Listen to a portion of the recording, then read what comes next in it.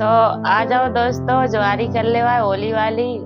हमने पूछी उन्हें गुजिया उजिया खा ले हुआ क्या। जे गुजिया हैं, जे आलू की चिप्स है, जे चावल के मतलब जो हमने पापड़ बनाए थे, और जे मूल वाले हैं, और जे आलू पापड़ हैं। तो दोस्तों आप लोग खा ले हुआ है।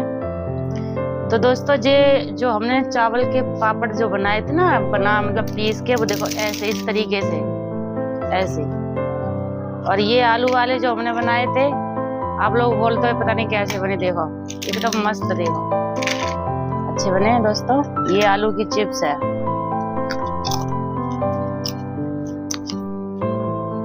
आओ खाया जैन मेहंदी दल्ले से चारी खुशी कुमार बोली ना समाती।